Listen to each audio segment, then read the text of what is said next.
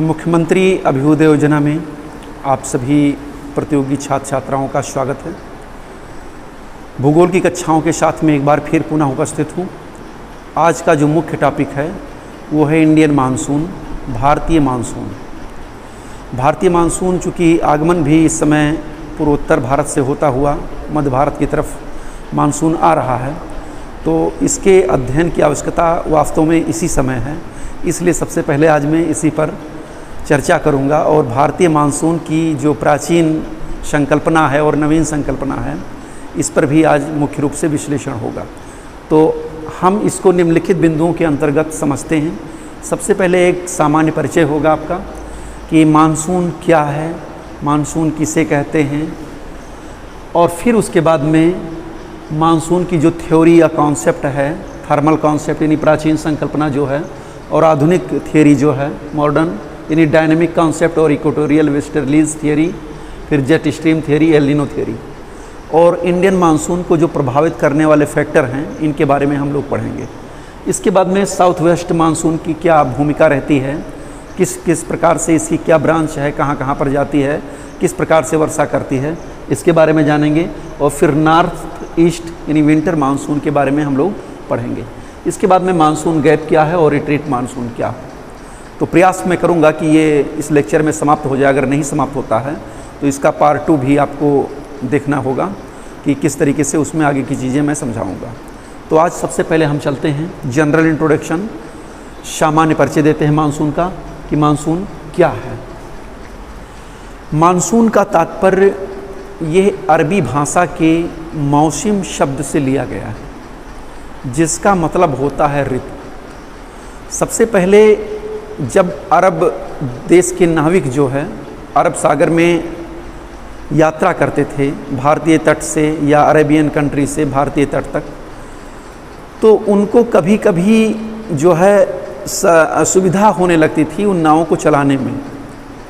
तो देखते थे कि जब साउथ वेस्ट मानसून सक्रिय हो रहा है तो इनको भारतीय तट पर जाने में सुविधा होती थी, और जब देखते हैं नॉर्थ ईस्ट का मानसून सक्रिय होता है तो इनको अरेबियन कंट्री की तरफ जाने में या अफ्रीकन कंट्री की तरफ जाने में सुविधा होती थी। तो इस आधार पर इसकी खोज की गई। भारतीय मानसून के क्रियाविधि की जो है मुख्य रूप से पहचान उसी समय से हो गई। तो सबसे पहले देखते हैं इसके शाब्दिक अर्थ पर। ये अरबी भाषा के मौसम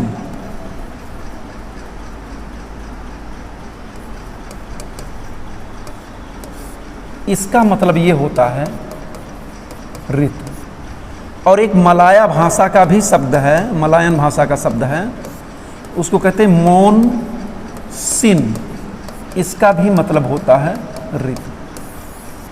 अर्थात मानसून शब्द का जो है अर्थ किसी भी क्षेत्र में चलने वाली उन हवाओं के लिए किया जाता था जिनकी दिशा वर्ष में 2 बार परिवर्तित होती रहती थी। उसी के लिए हम मानसून शब्द का प्रयोग करते थे, जो अरबी भाषा के मौसम और मलायन भाषा के मोनसिन शब्द से लिया गया है। कहने का तात्पर्य ये है कि जैसे मान लीजिए कोई ये स्थलखंड है या भारतीय उपमहाद्वीप है, तो चूंकि ये स्थलीय भाग है, इधर की तरफ बे ऑफ बंगाल, इधर की तरफ अरब सागर और दक्षिण में हिंद महासागर, तो इसी क्षेत्र में चलने वाली हवाओं के लिए सबसे पहले मानसून शब्द का प्रयोग किया गया था। तो ये हवाएं शीत ऋतु में उत्तर पूर्व से दक्षिण पश्चिम की ओर चलती थीं। तो जब उत्तर पूर्व से दक्षिण पश्चिम की ओर ये चलती थीं, तो जो नाविक होते थे उनको भारतीय तट से अफ्रीकन तट या अरेबियन कंट्री में जाने में सहायता मिलती थी। और जब ये ग्रीष्म ऋतु का समय आता था तो ये हवाएं सागरीय भाग से स्थलीय भाग की ओर चलती थी, तो इनको अरेबियन कंट्री और अफ्रीकन कंट्री से जाने में सहायता मिलती थी। फिर क्या, इन लोगों ने मानसून शब्द को खोज निकाला और उस मौसम शब्द को ही मानसून शब्द के रूप में रूपांतरित कर दिया गया। ये तो हो गया इसका एक शाब्दिक अर्थ।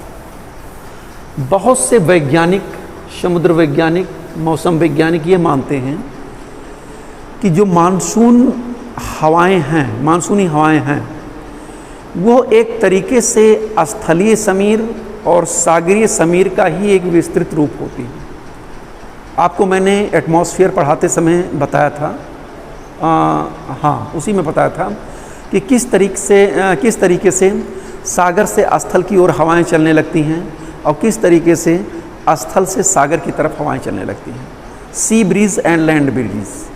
लैंड ब्रीज में स्थलीय भाग से हवाएं जो है स्थलीय भाग पर हाई टेम्परेचर हो जाता है, सागरीय भाग पर लो टेम्परेचर हो जाता है, और स्थलीय भाग से सागरीय भाग की ओर हवाएं जब चलती हैं, जैसे मान लीजिए स्थलीय भाग है और ये सागरीय भाग है, तो इस स्थलीय भाग से सागरीय भाग की ओर जो हवाएं चलती थी, इनका एक सर्कुलेशन बनता था, इसको हम कहते थे लैंड ब्रीज यानी स्थलीय समीर। और जब इसका एक अपोजिट हो जाता था,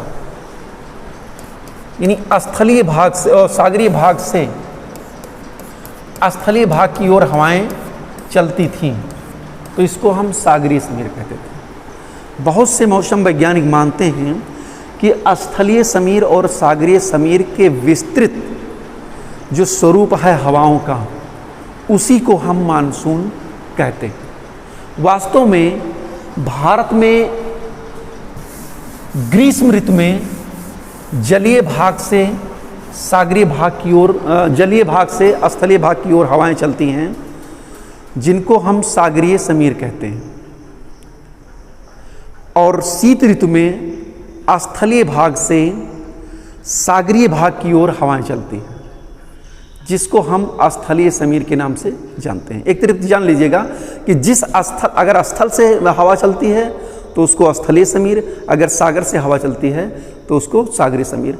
तो मानसून का मतलब यही होता है कि जो इन स्थलीय और सागरीय समीर का जो विस्तृत स्वरूप होता है, इसी को हम मानसून के अंतर्गत रखते हैं। कुछ विद्वानों का ये मानना था। चलिए अभी वो सब चीज़ें क्लियर हो जाएंगी किस संकल्पना में क्या क्या बताया गया है। लेकिन हम देखते हैं सबसे पहले कि मानसूनी क्षेत्र किन किन देशों में जो है पाया जाता है। तो जो इसका एरिया है, मुख्य रूप से मानसून का सबसे अच्छा जो एग्जाम्पल है वो है दक्षिणी एशिया और पूर्वी एशिया। ये एक पहला क्षेत्र है जहाँ पर मानसून का एक आदर्श विकास होता है, मानसूनी हवाओं का एक आदर्श विकास होता है। दूसरे नंबर पर है कैरेबियन सागर, या हम कह सकते हैं दक्षिणी पूर्वी अमेरिका। कैरेबियन सागर या दक्षिणी पूर्वी अमेरिका। पॉज कर दो। तो इस प्रकार से ये दो क्षेत्र मानसूनी हवाओं के क्षेत्र हैं। मानसून का विकास इन क्षेत्रों में होता है। और चलते हैं, तीसरा नंबर है चीन और जापान। फिर चौथा नंबर है गिनी तट, या कहते हैं मध्य पश्चिमी अफ्रीका। और एक क्षेत्र और भी है पूर्वी अफ्रीका का भाग, यानी अफ्रीका महाद्वीप के पूर्वी भाग में आयनवर्ती पूर्वी अफ्रीका, यानी कर्क और मकर रेखाओं के क्षेत्र में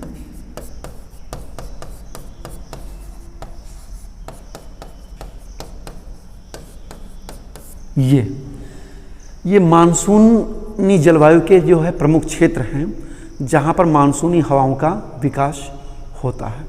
यानी हम कह सकते हैं ज़्यादातर जो, अगर इसकी लोकेशन हम देखें विश्व के मानचित्र पर, तो उष्णकटिबंधीय क्षेत्रों के महाद्वीपों के पूर्वी भागों पर मानसूनी हवाओं का विकास होता है।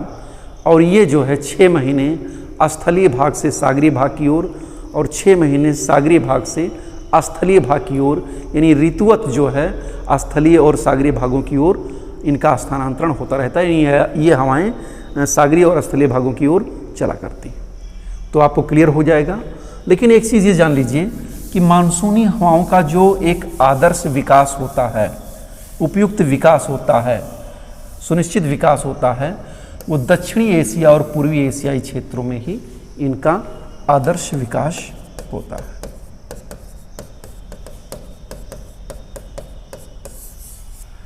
अब हम आगे की तरफ चलते हैं। कुछ कॉन्सेप्ट को आप मानसून को समझने से पहले जान लेना आवश्यक है। जैसे एक चीज़ ये जान लीजिए कि मानसून की उत्पत्ति में एक सूर्यातप यानी इंसोलेशन, ये एक महत्वपूर्ण फैक्टर है। अगर सूर्यातप की प्राप्ति जिन क्षेत्रों में होती है वहाँ पर स्थिति लो प्रेशर की हो जाती है, यानी सूर्य जो है, सन वर्टिकल जिस क्षेत्र पर होगा या जिस क्षेत्र की तरफ बढ़ता जाएगा, चाहे उत्तर की तरफ चाहे दक्षिण की तरफ, यानी सूर्य नहीं बढ़ता है बल्कि उसकी आभासी स्थिति जो है पृथ्वी के उत्तर या दक्षिण में होती है। जैसे आप देखेंगे ये ग्लोब है, ये कर्क और ये मकर रेखा। सूर्य की स्थिति जैसे जैसे उत्तर की तरफ बढ़ती जाती है या दक्षिण की तरफ बढ़ती जाती है, ठीक है, सूर्यातप की प्राप्ति की मात्रा जो है धीरे धीरे उसी अनुपात में बढ़ती जाती है और वो क्षेत्र लो प्रेशर के केंद्र के रूप में भी बदलते रहते हैं। दूसरी बात, जिस क्षेत्र में सूर्य की किरणें तिरछी पड़ती हैं वहाँ पर हाई प्रेशर की सिचुएशन रहती है। अब एक चीज़ आपने जाना होगा कि जो हवाएं होती हैं वो हाई प्रेशर से लो प्रेशर की ओर ही चलती है, चाहे जहाँ पर देखिएगा। ये थोड़ा सा मैं कॉन्सेप्ट इसलिए बता दे रहा हूँ ताकि आप जो है मानसून की जो संकल्पनाएं हैं, तापीय संकल्पना या गतिक संकल्पना, उसको अच्छी तरीके से समझ लें। ओके, तो ये क्लियर हो गया। अब हम चलते हैं थोड़ा सा आगे की तरफ। सूर्य 21 जून कर्क रेखा पर होता है, फिर और 22 दिसंबर ये मकर रेखा पर होता है और 21 मार्च और 23 सितंबर ये होता है इक्वेटर पर लंबवत चमकता है। इसकी आभासी स्थितियां उत्तर और दक्षिण की ओर ऐसे क्रमशः चलती रहती हैं, अर्थात ये इक्वेटर को वर्ष भर में 2 बार क्रॉस करेगा। 21 जून, फिर जुलाई, अगस्त, फिर 23 सितंबर इक्वेटर पर। सितंबर के बाद में अक्टूबर, नवंबर, दिसंबर मकर रेखा पर। फिर दिसंबर के बाद में जनवरी, फरवरी, मार्च, फिर 21 मार्च को इक्वेटर पर। फिर मार्च, जून, मार्च के बाद में अप्रैल, मई, जून, 21 जून को फिर कर्क रेखा पर। तो इसकी स्थितियां उत्तर और दक्षिण की तरफ होती रहती हैं। इसीलिए जो टेम्परेचर है वो भी, जो तापीय यानी रेखा है वो भी जो है उत्तर और दक्षिण की तरफ जो है उसकी स्थितियां भी होती रहती हैं। ये शायद में आपको क्लियर हो गया होगा। और जब उत्तर दक्षिण की तरफ खिसकती रहेंगी तो कभी उत्तरी गोलार्ध की तरफ यानी कर्क रेखा पर लो प्रेशर की स्थिति हो जाएगी और मकर रेखा के आसपास हाई प्रेशर की स्थिति हो जाएगी, तो ये हवाएं चलने लगेंगी। और कभी कभी क्या होता है कि जब सूर्य की स्थिति दक्षिण की तरफ होगी तो यहाँ पर लो प्रेशर की स्थिति हो जाएगी और यहाँ पर हाई प्रेशर की स्थिति हो जाएगी, तो हाई प्रेशर से लो प्रेशर की ओर हवाएं चलने लगेंगी। लेकिन मानसून की उत्पत्ति में केवल एक ही फैक्टर काम नहीं करता है। इसकी उत्पत्ति में जो आधुनिक सिद्धांत प्रतिपादित किए गए हैं 1950 के बाद में जो रिसर्च हुए हैं उसमें तिब्बत के पठार की यांत्रिक स्थिति को भी लिया गया है, जेट स्ट्रीम कॉन्सेप्ट को भी दिया गया है, एल नीनो का भी संबंध बताया गया है और भारतीय मौसम वैज्ञानिकों ने लगभग 16 पैरामीटर माने हैं जो भारतीय मानसून को प्रभावित करते हैं। तो आगे की तरफ हम चलते हैं। अब आते हैं मूलभूत कॉन्सेप्ट पर, जो संकल्पनाएं दी गई हैं विभिन्न विद्वानों के द्वारा, उसको हम देखते हैं वो क्या है।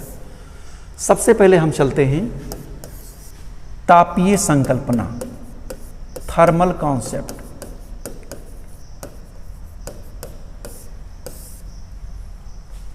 या इसको हम कहते हैं चिरसम्मत संकल्पना या प्राचीनतम संकल्पना हम कह सकते हैं। इसको दिया था एडमंड हैली ने 1686 में।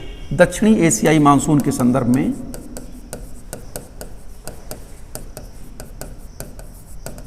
एडमंड हैली ने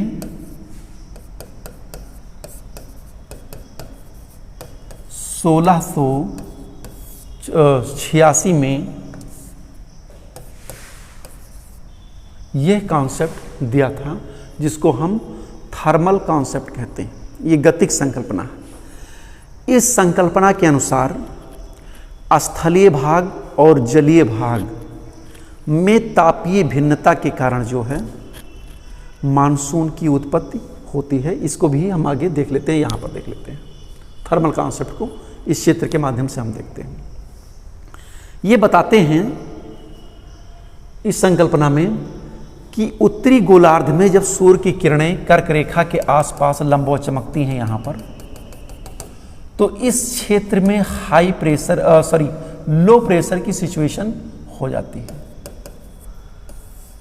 कर्क रेखा के आसपास।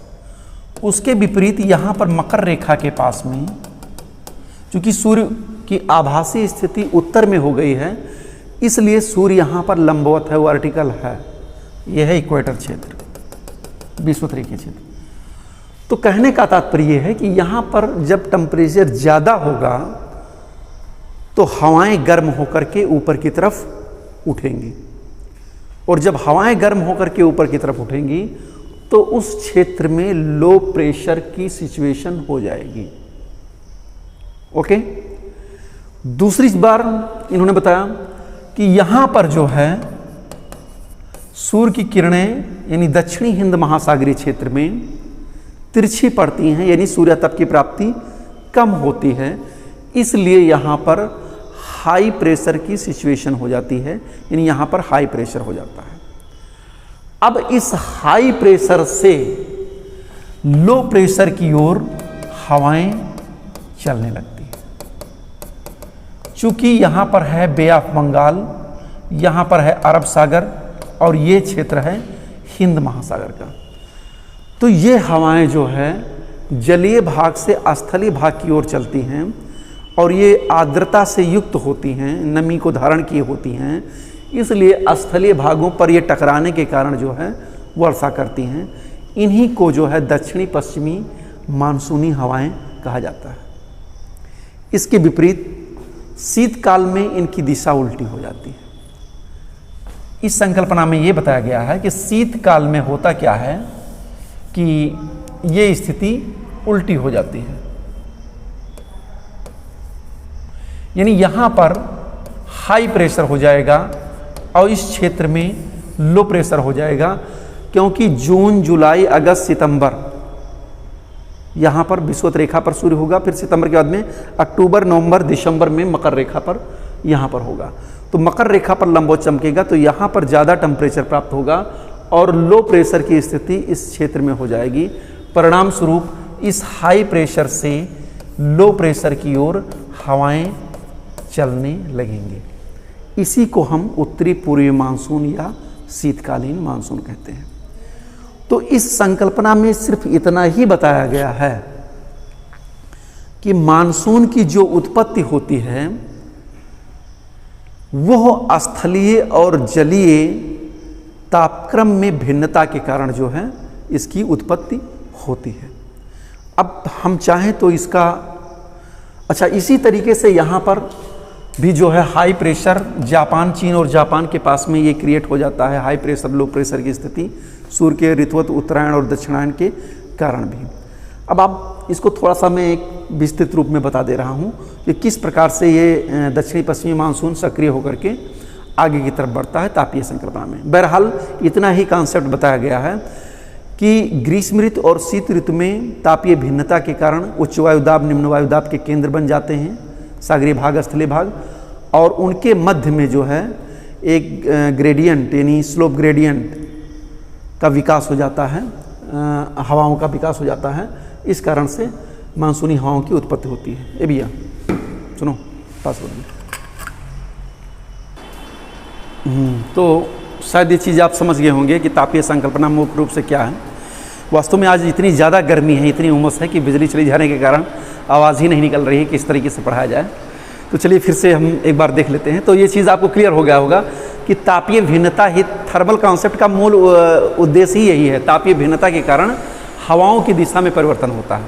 सूर्य उत्तरायण होता है तो लो प्रेशर, सूर्य दक्षिणायन होता है तो यहाँ पर हाई प्रेशर, और हाई प्रेशर से लो प्रेशर की ओर हवाएं चलती हैं। अब एक चीज़ मैं बता दूँ आपको थोड़ा सा दक्षिणी पश्चिमी मानसून के बारे में।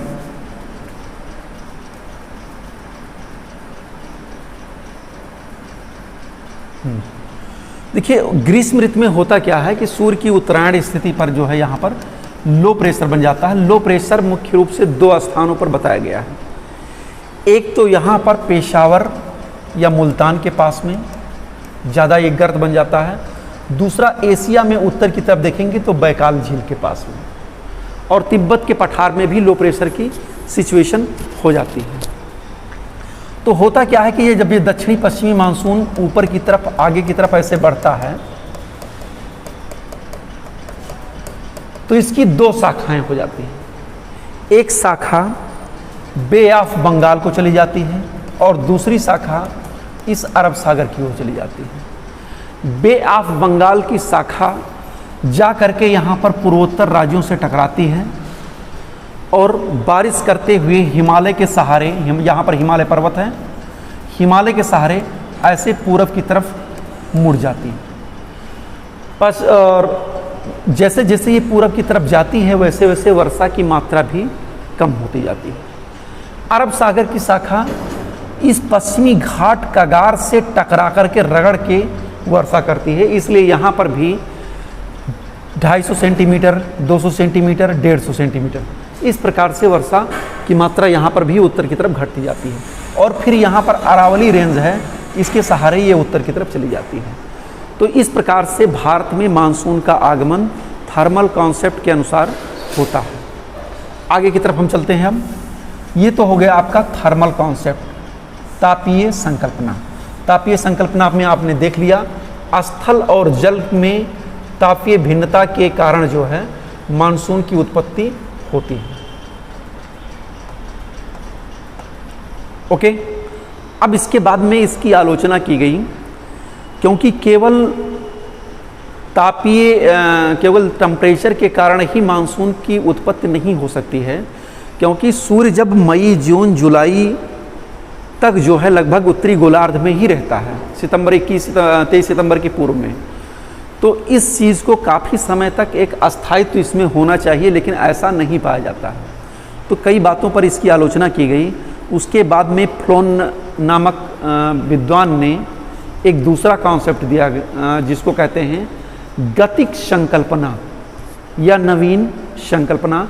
इसको हम इक्वेटोरियल वेस्टर्लीज थियरी भी कहते हैं या डायनेमिक कॉन्सेप्ट कहते हैं। 1951 में फ्लोन महोदय ने इसको दिया था, गतिक संकल्पना। अब ये थर्मल कॉन्सेप्ट आपका क्लियर हो गया। गतिक संकल्पना या इसको हम कहते हैं डायनेमिक थ्योरी, डायनेमिक कॉन्सेप्ट।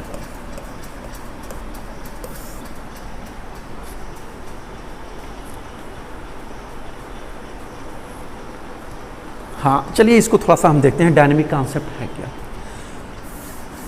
इसको फ्लोन महोदय ने दिया था, तापीय संकल्पना के विपरीत जो है दिया था इसको। इसमें यह बताया गया है कि वास्तव में सूर्य के आभासी उत्तरायण और दक्षिणायन की स्थिति पर वायुदाब पेटियों का भी स्थानांतरण होता है। जब सूर्य की स्थिति उत्तरी गोलार्ध की तरफ होती है तो वायुदाब पेटियां जो है उत्तर की तरफ खिसक जाती हैं, यानी हवाओं की भी जो पेटी है वो उत्तर की तरफ शिफ्ट हो जाती है। और जब सूर्य दक्षिणायन की स्थिति होती है तो हवाओं की जो पेटी होती है व्यापारिक हवाओं की, वो धीरे धीरे दक्षिण की तरफ शिफ्ट हो जाती है।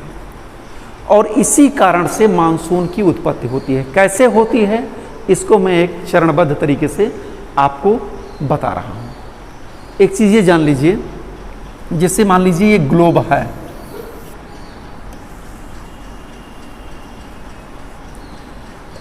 तो इस ग्लोब पर ये 0 डिग्री की रेखा है,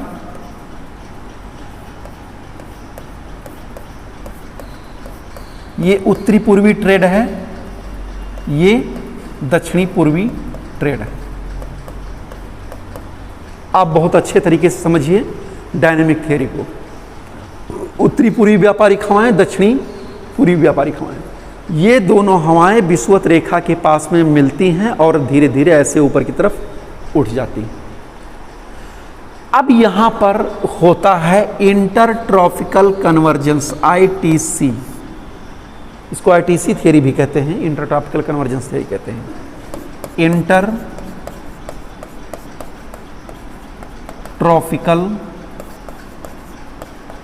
कन्वर्जेंस। अब देखिए, तो इस क्षेत्र में एक डोल्ड्रम का भी क्षेत्र बन जाता है, क्योंकि ये हवाएं एक दूसरे से टकरा करके ऐसे सीधा ऊपर की तरफ उठ जाती हैं। तो इस क्षेत्र पर 5 डिग्री उत्तर 5 डिग्री दक्षिणी अक्षांशों पर एक डोल्ड्रम एरिया बन जाता है, जिसमें जो है मंद गति से पश्चिम से पूरब की तरफ विषुवत रेखीय पछुआ पौने चलती हैं। इसको मैंने आपको हवाओं को पढ़ाते समय बताया था। ओके, ये स्थिति होती है सितंबर में। ओके, लेकिन सितंबर के बाद में सूर्य दक्षिण की तरफ ऐसे बढ़ता है। अक्टूबर, नवंबर, दिसंबर, 22 दिसंबर को यहां पर होता है, मकर रेखा के आसपास में होता है। ये 22 दिसंबर का समय होता है। और ये सितंबर 23 सितंबर का होता है। फिर 22 दिसंबर से, जब ये 22 दिसंबर पर सूर्य मकर रेखा पर होता है, तो ये सारी बेल्ट जो है खिसक करके मकर रेखा के आसपास क्षेत्रों पर आ जाती है। यानी इस ITC का विस्तार दक्षिण की तरफ ऐसे ऐसे हो जाता है, यानी यहाँ पर हो जाता है। अगर हम देखें इसको, यहाँ पर मानचित्र पर इसको देखें, तो ITC का विस्तार यहाँ पर इस तरीके से ऐसे ऐसे हो जाता है। सागरीय भाग पर थोड़ा सा ये ऊपर रहेंगी ITC, और जलीय भाग पर, स्थलीय भाग पर ऊपर इस तरीके से ये हो जाता है। ITC का विस्तार यहाँ पर ऐसे हो जाता है। अब इसके बाद में जब सूर्य उत्तरायण की स्थिति होती है, सूर्य कर्क रेखा की तरफ चलता है, तो ये ITC की बेल्ट ऐसे उत्तर की तरफ ऐसे चली जाती है। यानी इसका विस्तार यहाँ पर इस तरीके से होता है। इसको हम कहते हैं NITC, नॉर्थ इंटरट्रॉपिकल कन्वर्जेंस। यानी ये पूरी ब्रांच जो यहाँ पर थी, अब ये धीरे धीरे उत्तर की तरफ यहाँ पर खिसकने लगी। लगभग 30 डिग्री उत्तरी एशिया में इसका उत्तरी विस्तार 30 डिग्री उत्तरी अक्षांश तक होता है। हिमालय के उत्तर में ये नहीं जाती है ITC। हिमालय के अवरोध के कारण ये हिमालय पर्वत के दक्षिण में ही रहेगी। और ये स्थलीय भाग पर ITC थोड़ा सा ऊपर की तरफ उठती है, ये इस तरीके से ऊपर की तरफ जाएगी। और सागरीय भाग पर ये नीचे की तरफ जाती है, इस तरीके से इसका ये स्लोप ये होता है ITC। क्लियर हो गया होगा? यानी ये पूरी बेल्ट जो है उत्तर की तरफ खिसक जाती है जब सूर्य उत्तरायण की स्थिति में होता है। इसी प्रकार से जब सूर्य दक्षिणायन की स्थिति पर होता है, तो ये ITC दक्षिण की तरफ खिसक जाती है। इसको कहते हैं SITC, यानी साउथ इंटरट्रॉपिकल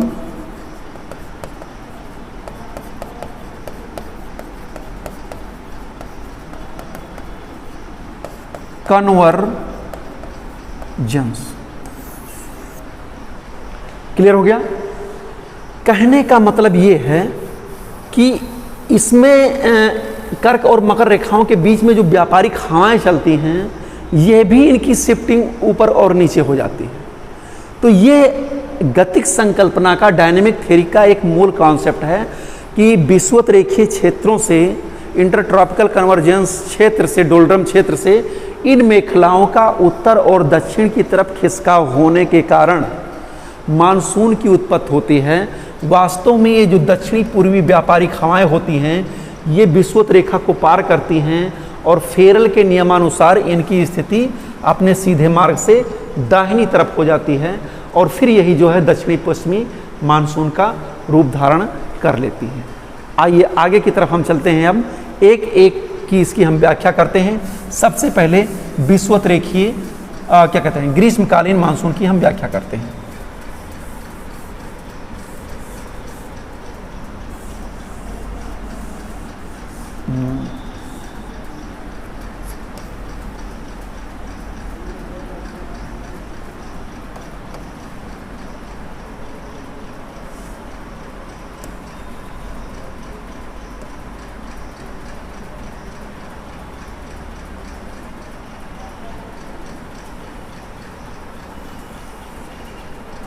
चलिए, ये है विषुवत रेखा।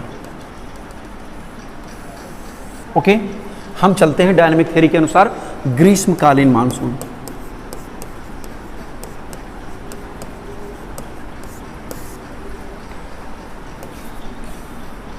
इक्कीस मार्च, अभी हमने बता दिया कि 21 मार्च और 23 सितंबर को सूर्य की स्थिति इक्वेटर के पास में होती है, यानी यहाँ पर लंबवत चमकता है।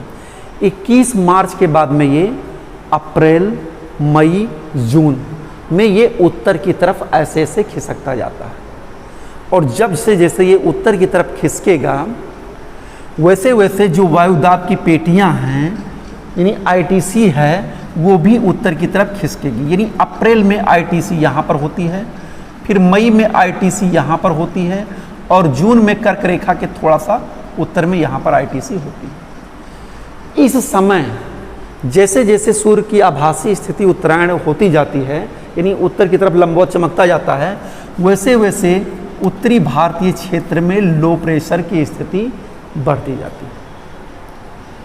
लो प्रेशर दो स्थानों पर अभी मैंने बताया है, एक तो यहाँ पर बैकाल झील के पास में, और दूसरा यहाँ मुल्तान या पेशावर के पास में। लो प्रेशर की सिचुएशन कहाँ होती है?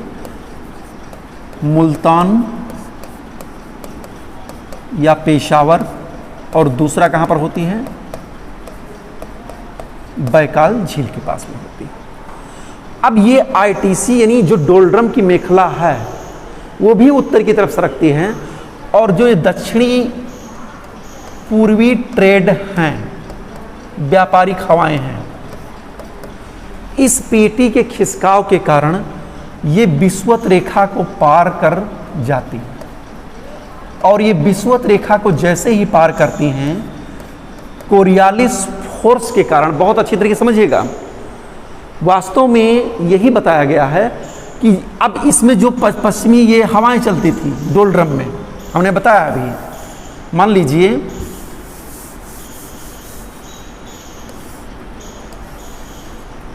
ये डोलड्रम की हवाएं थी, यहाँ पर ऐसे चल रही थी आगे की तरफ। अब ये हवाएं भी जो है इसी दक्षिणी पूर्वी मानसूनी व्यापारिक हवाओं का साथ दे करके ऐसे इनकी दिशा उत्तर पूर्व की हो जाती है दक्षिण पश्चिम से। यानी विषुवत रेखीय पछुआ हवाएं भी जो है इन्हीं हवाओं के रुख के अनुरूप जो है आगे की तरफ बढ़ जाती हैं, इन्हीं का साथ देती हैं। अब चूंकि हवा जब उत्तरी गोलार्ध में चलेगी तो अपने सीधे मार्ग से दाहिनी ओर होगी, यानी हवा का सीधा मार्ग ये हुआ, लेकिन हवा चलेगी इस तरफ चलेगी, दाहिने ओर मुड़ जाएगी। अब ये दाहिने ओर मुड़ करके आगे की तरफ बढ़ती है। इन्हीं को हम दक्षिणी पश्चिमी मानसून कहते हैं। क्या कहते हैं? दक्षिणी पश्चिमी मानसून या ग्रीष्म कालीन मानसून। जब ये मानसूनी हवाएं यहाँ पर दक्षिणी प्रायद्वीपीय भारत से टकराती हैं तो इसकी दो शाखाएं हो जाती हैं। एक शाखा बे ऑफ बंगाल को चली जाती है, और दूसरी शाखा पश्चिमी घाट के पर्वतीय क्षेत्रों से यानी कगार से टकराते हुए उत्तर की ओर अरब सागर से होते हुए जो है उत्तर पूर्व की ओर ऐसे चली जाती है, अरावली के सहारे चली जाती है। अब इसकी भी कई उप शाखाएं हो जाती हैं जो हम आपको विस्तृत रूप से अगली संकल्पना में बताएंगे।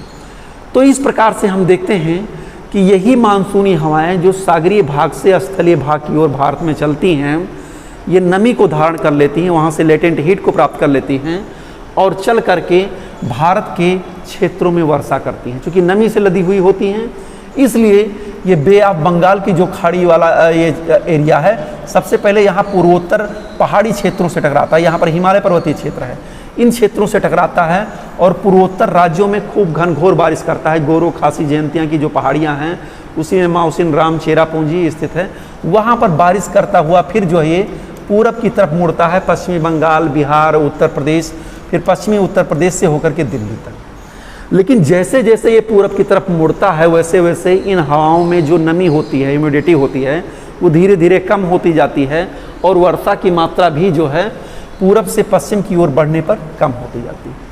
इसी प्रकार से जो अरब सागर वाली शाखा है, ये पश्चिमी तटवर्ती क्षेत्रों पर वर्षा करते हुए ऊपर की तरफ अरावली पर्वत के सहारे चल करके यहाँ उत्तराखंड के आसपास में, शिमला के आसपास में ये दोनों हवाएं आपस में मिल जाती हैं।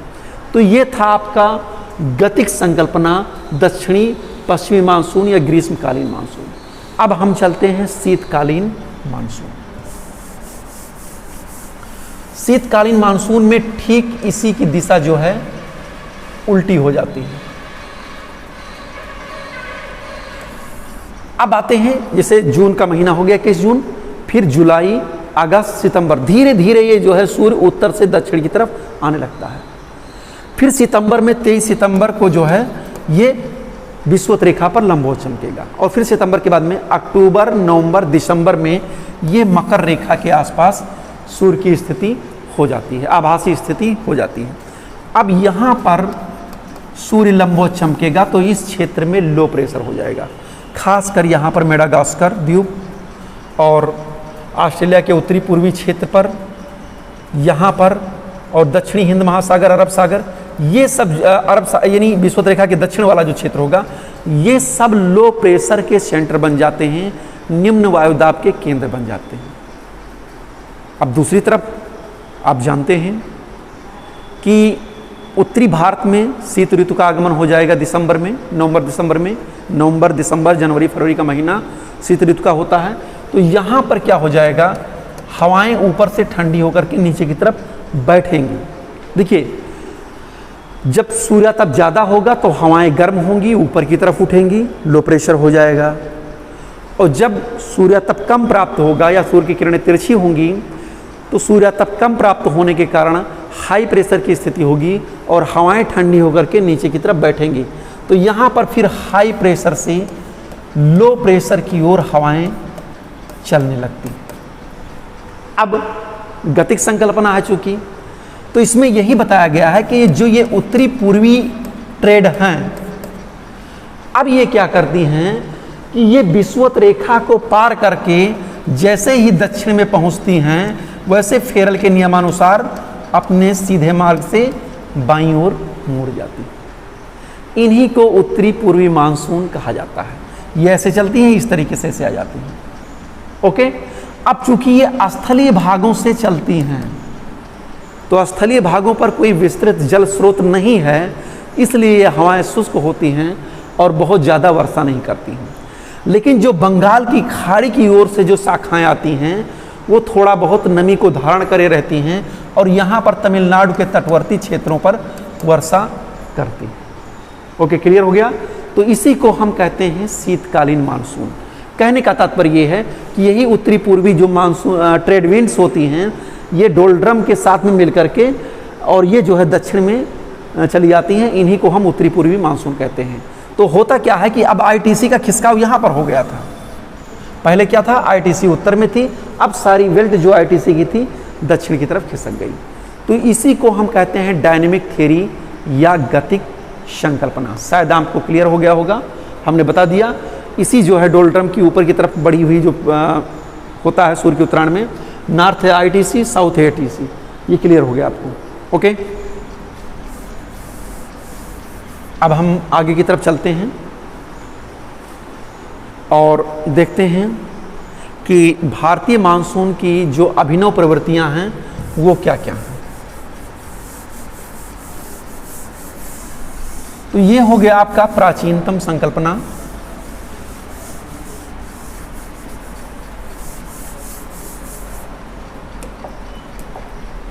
क्लियर है, कोई दिक्कत नहीं है।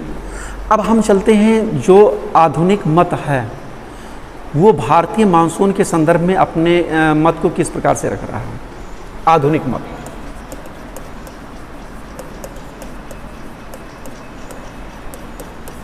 या आधुनिक संकल्पना, ये 1950 के बाद की। 1950 के बाद में भारतीय मानसून पर तमाम रिसर्च किए गए और देखा गया कि केवल ये वायुदाब पेटियों के खिसकाव के कारण या तापीय भिन्नता के कारण ही मानसून का आगमन नहीं होता है। इसमें कुछ साइक्लोनिक प्रक्रियाएं भी होती हैं, चक्रवातीय दशाएं भी होती हैं जो भारतीय मानसून को भी प्रभावित करती हैं। किसी वर्ष सूखे की स्थिति होती है, किसी वर्ष आवश्यकता से ज़्यादा बारिश हो जाती है। ऐसा क्यों हो जाता है? इस संदर्भ में जो है भारतीय मानसून को कुछ कारक प्रभावित करते हैं, उसको यहाँ पर जान लेना आवश्यक है। उसके बाद में हम नवीन संकल्पना जेट स्ट्रीम और एल नीनो वाले थ्योरी पर हम आते हैं। सबसे पहले ये जान लीजिए कि भारतीय मानसून को जो प्रभावित करने वाले फैक्टर हैं जिनको खोज निकाला गया है वो क्या क्या है। सबसे पहला फैक्टर है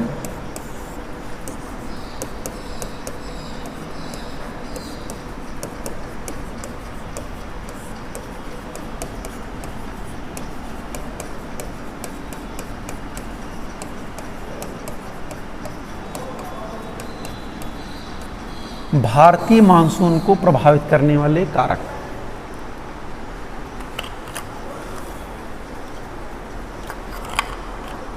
जिसे भारतीय मौसम वैज्ञानिकों ने 16 मानक माने हैं जो भारतीय मानसून को प्रभावित करते हैं। सबसे पहले ये मैं इसलिए पढ़ा दे रहा हूँ कि आपको जो न्यू कॉन्सेप्ट है, जेट स्ट्रीम कॉन्सेप्ट या एल नीनो कॉन्सेप्ट या वाकर सर्कुलेशन, ये सब उसी समय क्लियर होगा जब आप इसके बेस को आप जानेंगे। तो भारतीय मानसून को कौन कौन से फैक्टर प्रभावित कर रहे हैं, इसको आपको जानने की बहुत ज़रूरत है। सबसे पहला है हिमालय।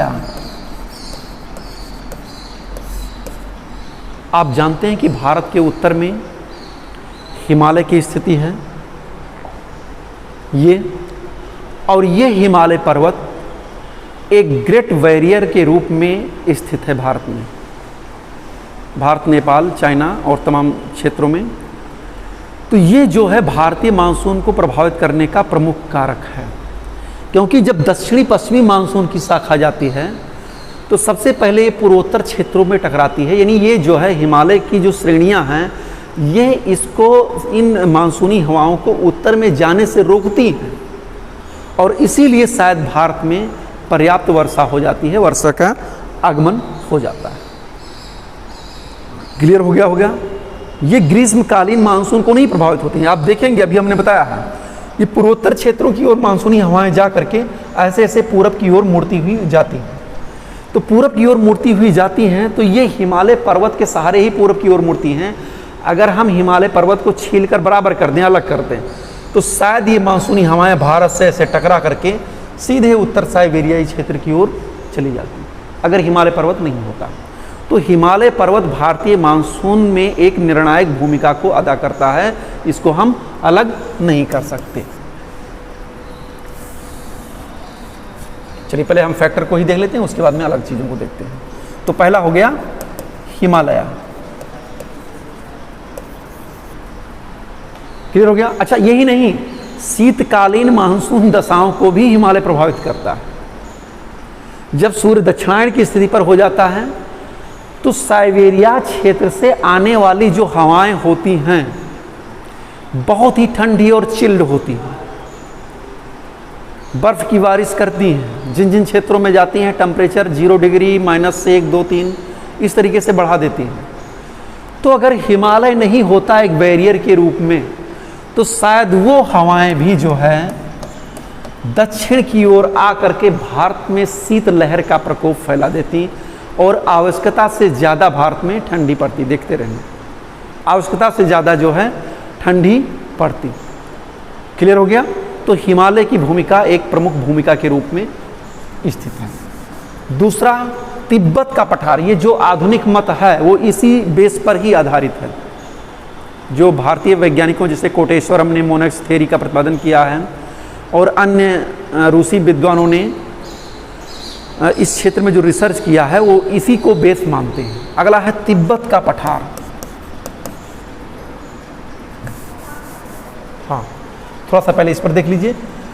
ये हिमालय पर्वत है और हिमालय पर्वत के उत्तर में ये जो एरिया है ये तिब्बत प्लेटो है और इसके उत्तर में फिर कुनलुन श्रेणी है, एक पर्वतीय क्षेत्र फिर है। तो ये तिब्बत का पठार एक यांत्रिक अवरोध के रूप में काम करता है।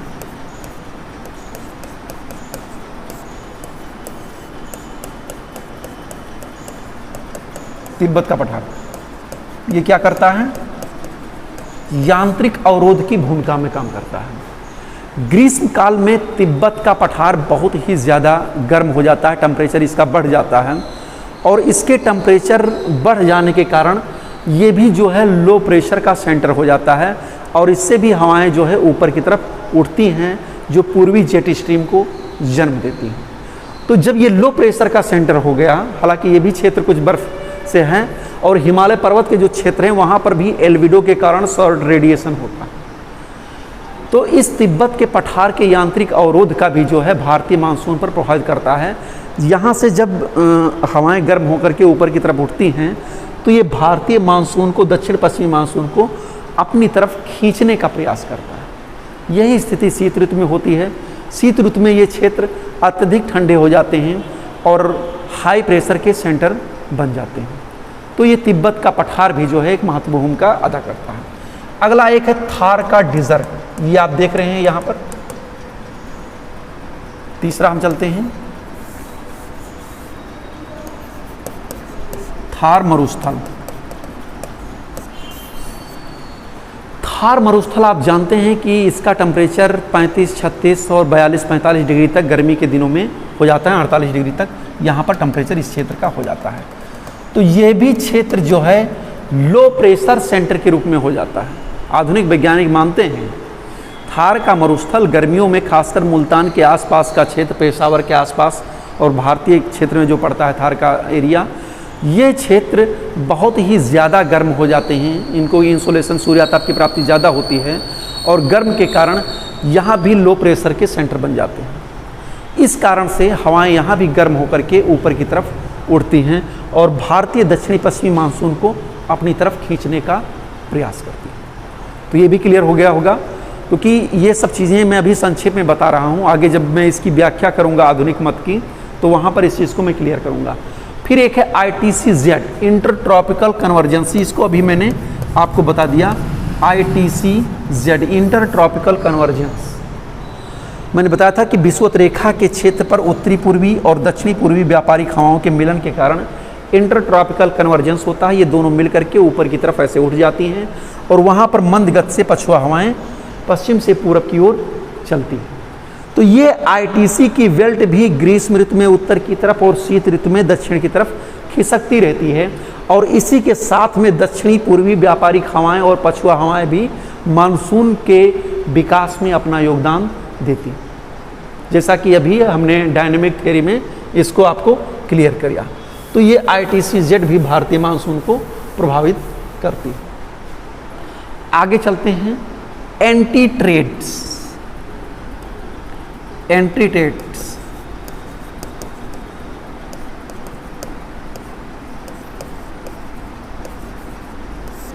एंटी ट्रेड्स प्रति व्यापारिक हवाएं।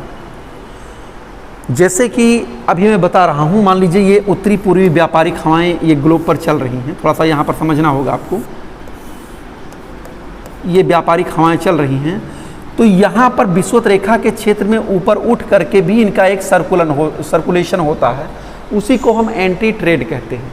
तो इनका भी योगदान भारतीय मानसून को प्रभावित करने में होता है। इसकी व्याख्या भी हम आगे की तरफ चलेंगे।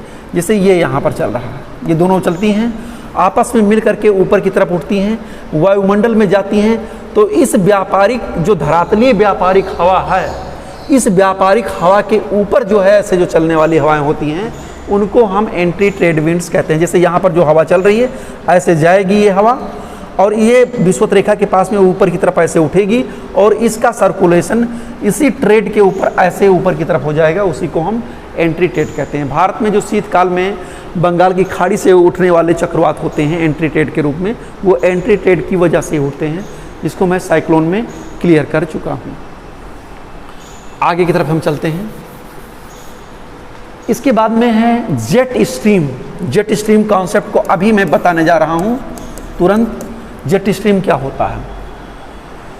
जैसे विषुवत रेखीय क्षेत्रों पर, पोलर पर, थोड़ा सा मैं यहाँ पर क्लियर कर दूंगा जेट स्ट्रीम को। जेट स्ट्रीम भी कई प्रकार की होती है। भारत में जेट स्ट्रीम दो फैक्टर के माध्यम से प्रभावित करती है, एक उत्तरी पूर्वी जेट स्ट्रीम और एक पछुआ जेट स्ट्रीम, उपोष्ण कटिबंधीय पछुआ जेट स्ट्रीम, जो भारतीय मानसून को प्रभावित करती है। इनको हम जान लेते हैं थोड़ा सा। जैसे मान लीजिए ये ग्लोब है, इस ग्लोब के ऊपरी भाग में अभी आप देखेंगे आधुनिक मत में बताया गया है कि ध्रुवों के ऊपर एक सर्कुलेशन होता है, पोलर सरकम सर्कुलेशन, और उस सर्कुलेशन से ही जेट स्ट्रीम का प्रादुर्भाव होता है, उपोष्ण कटिबंधीय पछुआ जेट स्ट्रीम से। यहाँ पर हवाएं ठंडी होकर के ऊपर से नीचे की तरफ बैठती हैं, क्योंकि यहाँ पर इस क्षेत्र में उत्तरी और दक्षिणी ध्रुवीय क्षेत्र में टेम्परेचर की प्राप्ति कम होती है, बहुत कम टेम्परेचर प्राप्त होता है।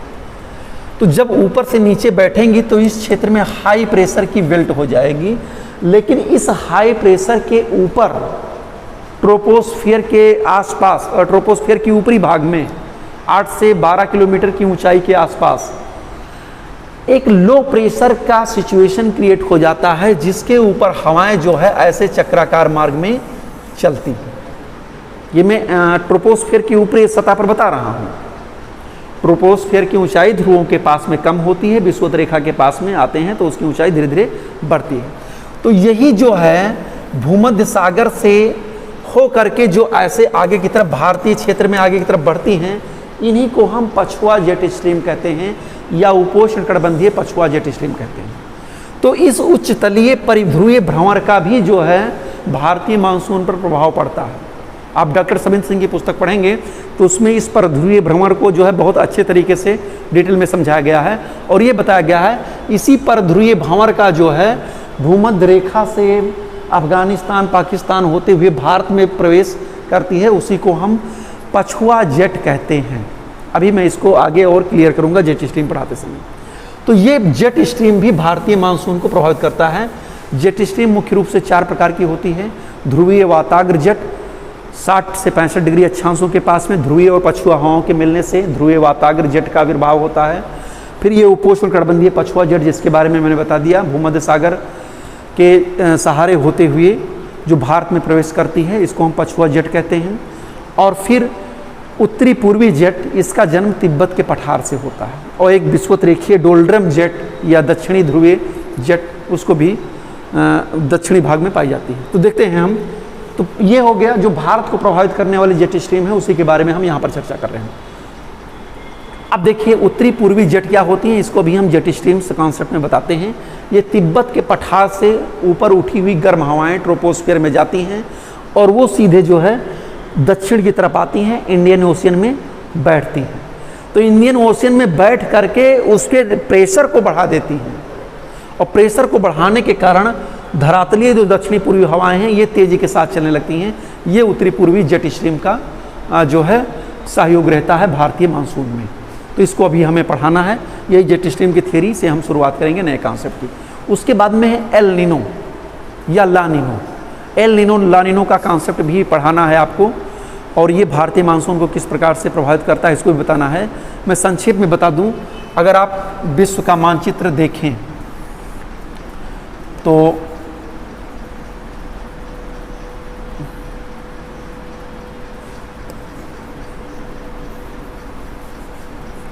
ये दक्षिणी प्रशांत महासागर मान लीजिए। दक्षिणी प्रशांत महासागर में दक्षिणी अमेरिका के पश्चिमी तट से लगभग 180 किलोमीटर दूर पर इस क्षेत्र में जो है एल नीनो का जन्म होता है। अब एल नीनो के उत्पत्ति और विकास के संदर्भ में भी अनेक विद्वानों ने अलग अलग संकल्पनाएं दी हैं, अपने अपने मत को प्रकट किया है। उसको हम एल नीनो कॉन्सेप्ट जब पढ़ाएंगे, एल नीनो एंड भारतीय मानसून, तो वहाँ पर विस्तृत रूप से बताएंगे। यहाँ पर आप संक्षेप में समझ लीजिए। तो ये El Nino monsoon low pressure की स्थिति इस क्षेत्र में क्रिएट कर देता है, और ये एल नीनो का प्रभाव जब दक्षिणी भारतीय मानसून पर पड़ता है तो वहाँ पर हिंद महासागरीय क्षेत्र में जो हाई प्रेशर होता है उस हाई प्रेशर को डिस्टर्ब कर देता है। तो हाई प्रेशर के डिस्टर्ब हो जाने के कारण जो है यहाँ पर भारतीय मानसून पर उसका प्रभाव पड़ता है। जो हवाएं दक्षिणी पश्चिमी मानसूनी हवाएं जो होती हैं, जो तेज़ी के साथ आनी चाहिए, प्रवाह के साथ आनी चाहिए, उनमें शिथिलता उत्पन्न हो जाती है और इसलिए जो है भारतवर्ष में कभी कभी सूखे की स्थिति भी एल नीनो के दौर में आ जाती है। एक चीज़ ये जान लीजिएगा, एल नीनो का जब जन्म होता है तो भारतीय मानसून दक्षिणी पूर्वी एशिया क्षेत्र में सूखे की स्थिति आ जाती है। ये कैसे आ जाती है, इसको हम एल नीनो कॉन्सेप्ट में और भी विस्तृत रूप से आपको बताएंगे। तो ये था भारतीय मानसून को प्रभावित करने वाले नए फैक्टर। और भी इसमें है, वार्कर सर्कुलेशन है, सोमालिया करंट्स है, लेकिन जो ये मैंने बता दिया है, इतने जो है महत्वपूर्ण फैक्टर हैं जो भारतीय मानसून को प्रभावित करते हैं। अब हम एक कॉन्सेप्ट चलते हैं जेट स्ट्रीम पर। जेट स्ट्रीम के कॉन्सेप्ट को हम क्लियर करते हैं एक करके, और उनका भारतीय मानसून पर क्या प्रभाव पड़ता है। इसके बाद में हम दक्षिणी पश्चिमी मानसून की शाखाओं के बारे में जानेंगे और उत्तरी पूर्वी मानसून की शाखाओं के बारे में जानेंगे, और ये लेक्चर कंप्लीट होगा आपको। तो चलते हैं जेट स्ट्रीम कॉन्सेप्ट।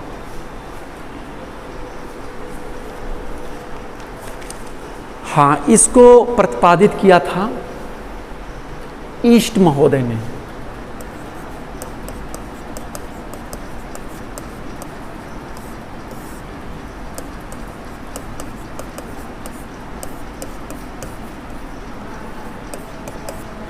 ईस्ट ने प्रतिपादित किया था जेट स्ट्रीम को, और भारत में भी पी कोटेश्वरम का भी प्रमुख योगदान रहा है। इन्होंने इसके प्रभाव को मुख्य रूप से माना है।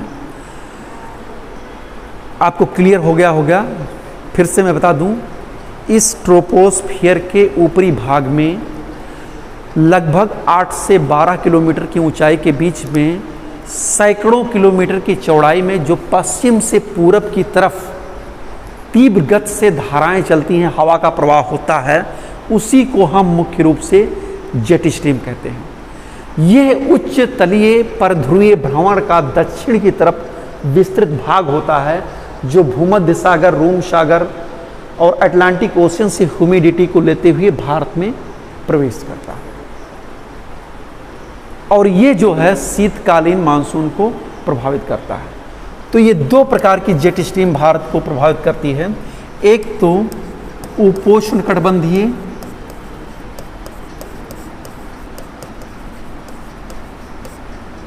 पछुआ जेट, दूसरा उत्तरी पूर्वी जेट। इन दोनों का संबंध भारतीय मानसून से मुख्य रूप से होता है। तो अगर हम विश्व का मानचित्र देखें, अभी मैं इसको आपको क्लियर कर दूंगा स्लाइड के माध्यम से। पहले यहां पर हम समझ लेते हैं, देख लेते हैं थोड़ा सा यहां पर।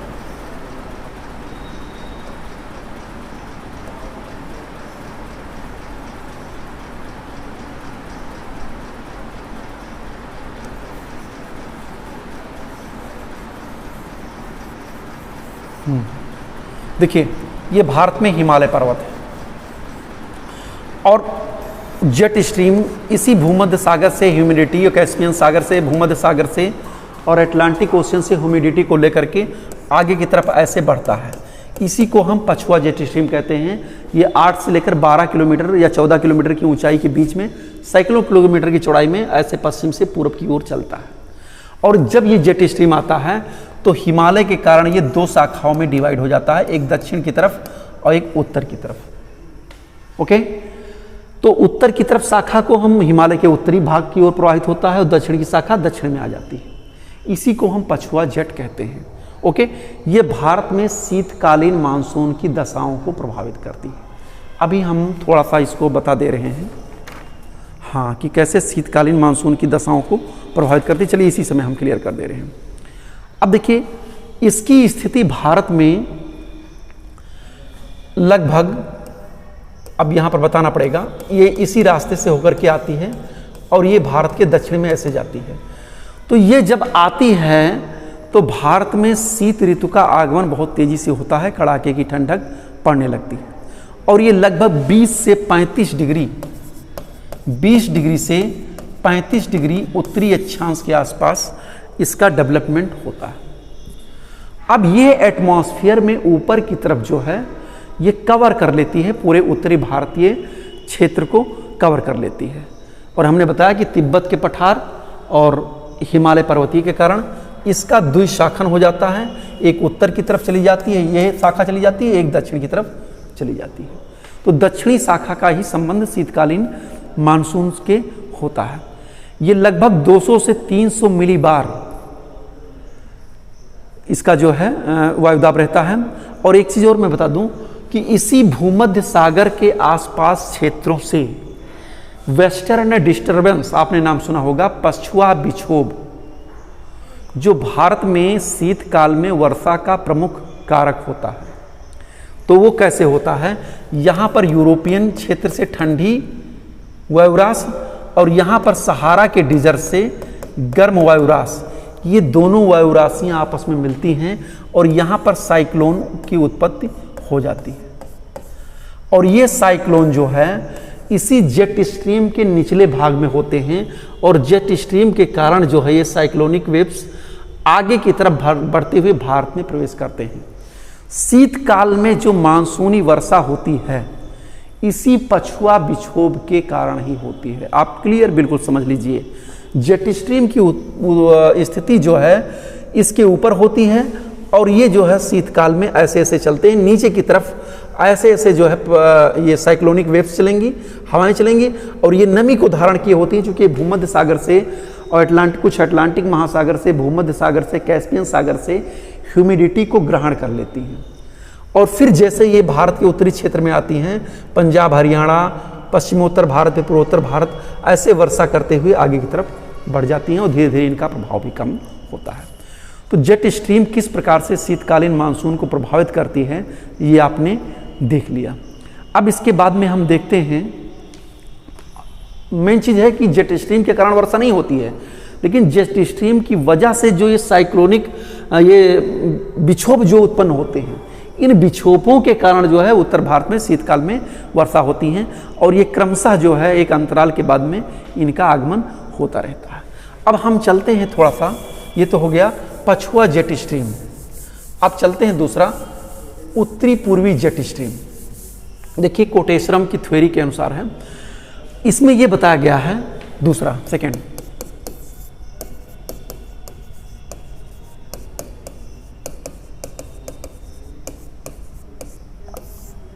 उत्तरी पूर्वी जेट स्ट्रीम।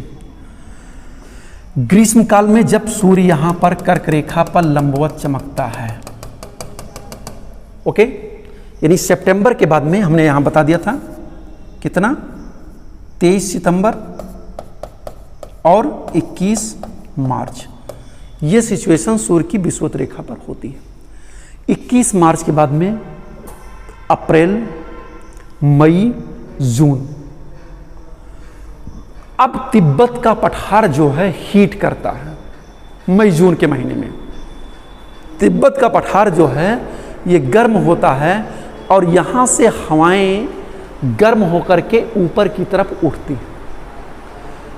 ऊपर की तरफ उठ करके, वही हमने बताया 8 से 14 किलोमीटर के बीच में ये हवाएं ऊपर से उठ करके एक शाखा इसकी उत्तर की तरफ चली जाती है, तिब्बत के पठार के उत्तर में, और दूसरी शाखा उठ करके दक्षिण में आ जाती है। यहाँ पर हम एक मैप बना देते हैं, ये मान लीजिए तिब्बत का पठार है, ओके, ये तिब्बत का प्लेटो है। अब यहाँ से जब ये गर्म होकर के हवाएं ऊपर की तरफ उठेंगी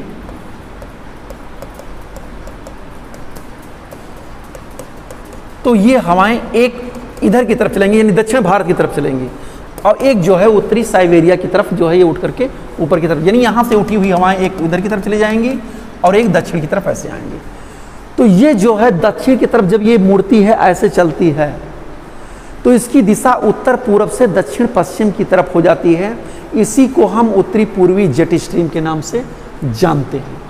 अब इसका काम क्या होता है भारतीय मानसून को प्रभावित करने में, इस उत्तरी पूर्वी जेट स्ट्रीम का काम क्या होता है इसको आप जानिए। होता क्या है कि यहां पर लो प्रेशर की सिचुएशन क्रिएट हो जाती है, ओके। दूसरा लो प्रेशर का सिचुएशन हमने बताया यहां पर जो है मुल्तान के पेशावर के आसपास। तीसरा लो प्रेशर की सिचुएशन यहां पर बैकाल झील के आसपास, ओके। ये मेन सेंटर होते हैं लो प्रेशर के, गर्त के रूप में काम करते हैं। यहाँ से हवाएं ऊपर की तरफ उठी, ऐसे दक्षिण की तरफ आई, एक शाखा उत्तर की तरफ चली गई, लेकिन जो दक्षिण की तरफ शाखा आती है उसी को हम उत्तरी पूर्वी जेट स्ट्रीम कहते हैं। ये दक्षिण की तरफ पहुंचती है और यहाँ पर आप देखेंगे ऐसे ऐसे मानचित्र को अगर देखें तो ये अफ्रीका का भाग है, ये मेडागास्कर यहाँ पड़ेगा।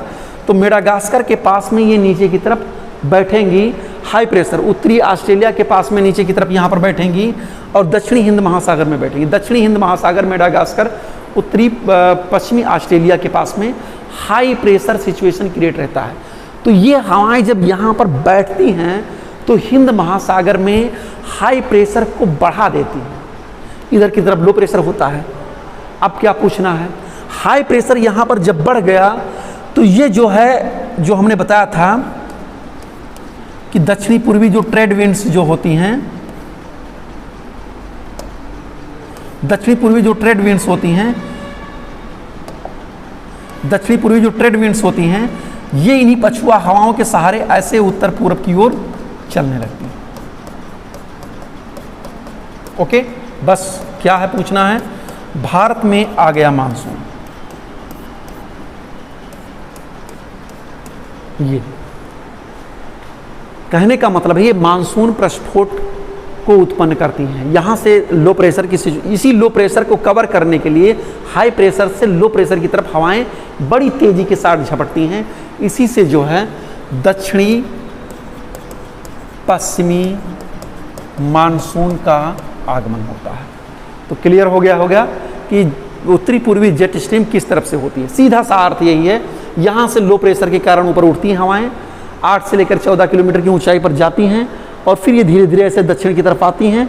दक्षिण की तरफ आकर हिंद महासागर में बैठ करके वहाँ के हाई प्रेशर को बढ़ाने का काम ये करती हैं। और हाई प्रेशर जैसे बढ़ा तैसे वहाँ से पंप, यानी वहाँ पर हिंद महासागर के क्षेत्रों में इसको हवा को ढकेल दिया गया और हवा को ढकेलने के कारण ये तेज़ी के साथ में मानसून का प्रस्फोट हो जाता है। इसी को हम जो है पूर्वी जेट स्ट्रीम के नाम से, उत्तरी पूर्वी जेट स्ट्रीम के नाम से जानते हैं, जो भारतीय मानसून को प्रभावित करती है। शायद में क्लियर हो गया होगा कॉन्सेप्ट इसको भी आपको। अब हम चलते हैं, थोड़ा सा देख लेते हैं कि भारत में मानसून जो आता है दक्षिणी पश्चिमी या उत्तरी पूर्वी, उसकी ब्रांचेस कौन कौन सी हैं, शाखाएं कौन कौन सी हैं, कहाँ कहाँ पर वो वर्षा करती हैं। और फिर देखते हैं, समय बचता है तो ला नीनो एल नीनो को कॉन्सेप्ट को हम दूसरे एपिसोड में क्लियर कर देंगे।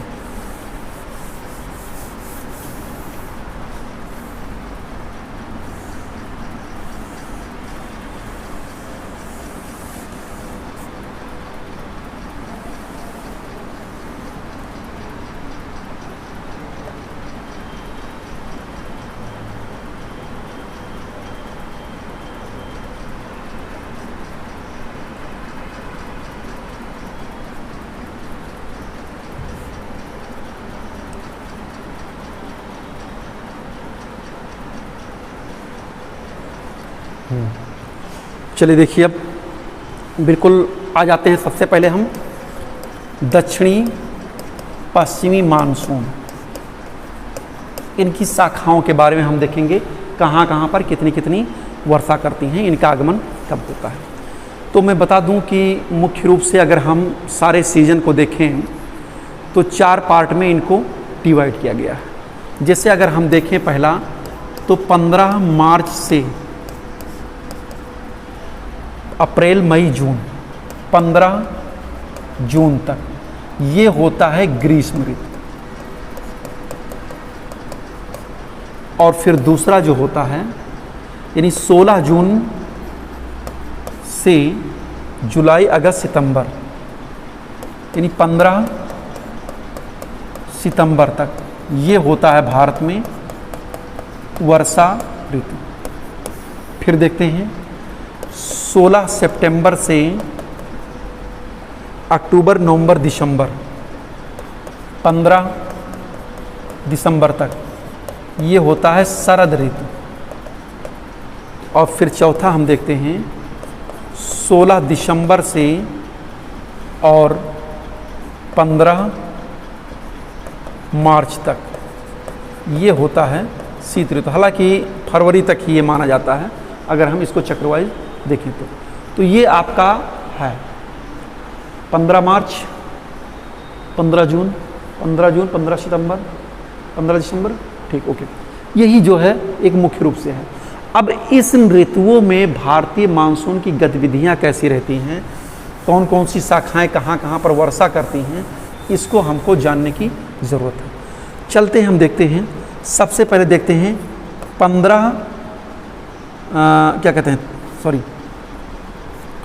15 मार्च से जून के बीच की अवधि देखते हैं हम।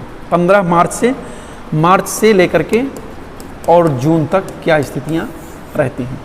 तो आप जानते हैं यहाँ पर विषुवत रेखा के पास में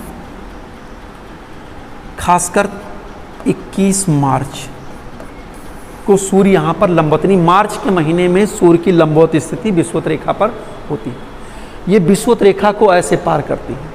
अब यहाँ पर ITC-Z जो है उसकी स्थिति अप्रैल में यहाँ पर इस तरीके से हो जाती है, मई में यहाँ पर इस तरीके से हो जाती है और जून में इसकी स्थिति यहाँ पर इस तरीके से हो जाती है। ITC-Z इंटर ट्रॉपिकल कन्वर्जेंस ऐसे से उत्तर की तरफ जाती है।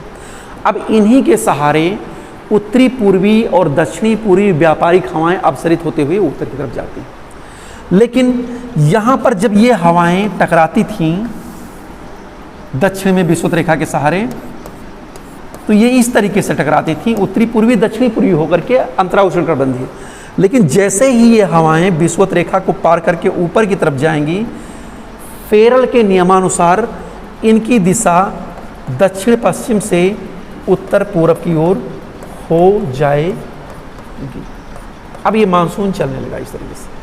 अब यहाँ पर भी ये मानसून ऐसे टकराता है, ठीक है, तो यहाँ पर साइक्लोन बन जाता है और जो वास्तव में जो वर्षा होती है भारत में दक्षिणी पश्चिमी मानसून के द्वारा, वो एक साइक्लोनिक वर्षा होती है, चक्रवाती वर्षा के रूप में होती है। इस मानसून के साथ साथ में इन चक्रवातों की फ्रीक्वेंसी बढ़ती रहती है, उसी के द्वारा वर्षा होती है।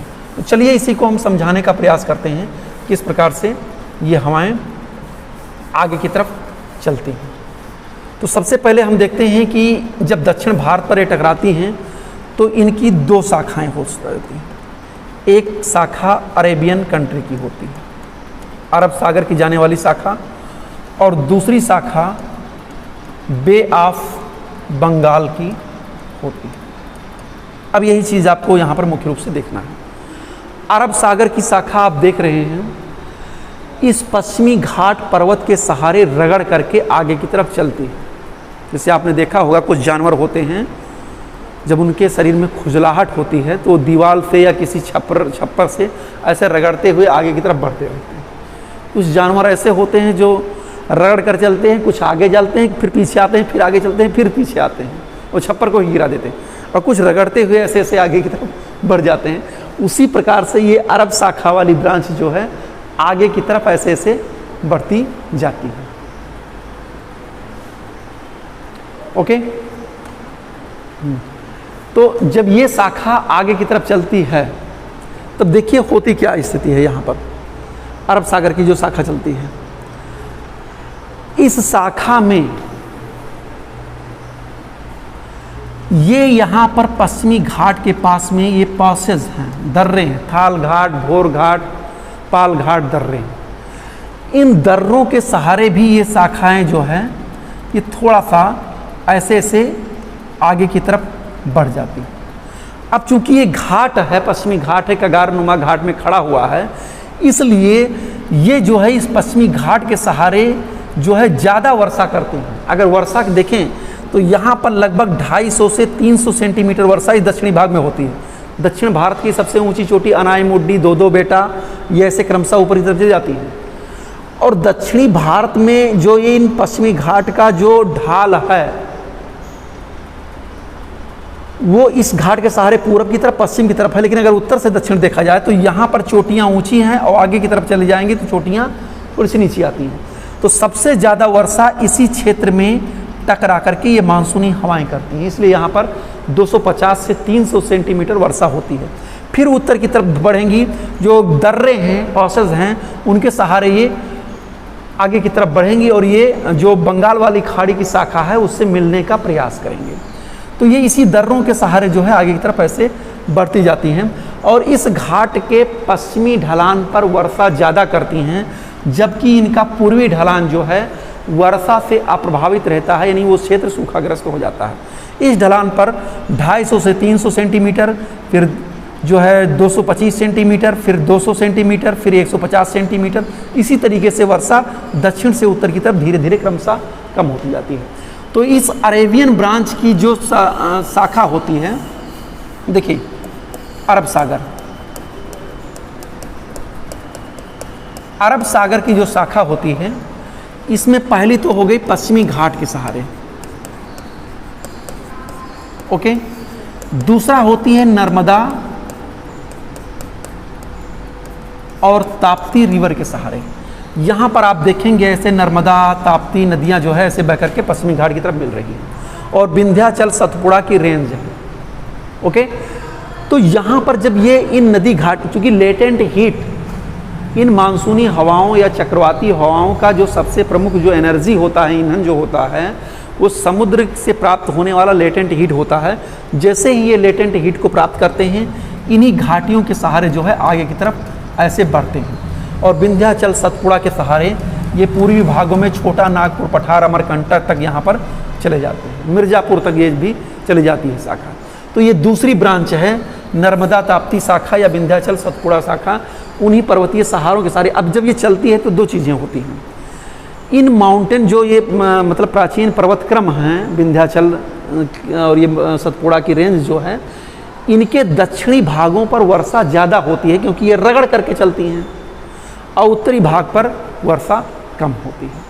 इसी प्रकार से जहाँ जहाँ पर भी ऊंची चोटियाँ या ऊंचे स्थलीय भाग इससे टकराते हैं, उन क्षेत्रों पर वर्षा करते आगे की तरफ बढ़ते हैं, और उनका पृष्ठ प्रदेश जो है वर्षा से अप्रभावित रहता है। तो ये दूसरी शाखा है, ऐसे मध्य भारत तक चली जाती है, छोटा नागपुर, पठार, अमरकंटक तक यहाँ तक चली जाती है, मिर्ज़ापुर तक भी जो है चली जाती है। अब तीसरी जो शाखा इसकी है, ये अरावली के सहारे ऐसे कच्छ की खाड़ी में प्रवेश करते हुए सौराष्ट्र में अरावली के सहारे ऐसे ये उत्तर पूर्व में यहाँ तक चली जाती है, पश्चिमी हिमालय तक चली जाती है।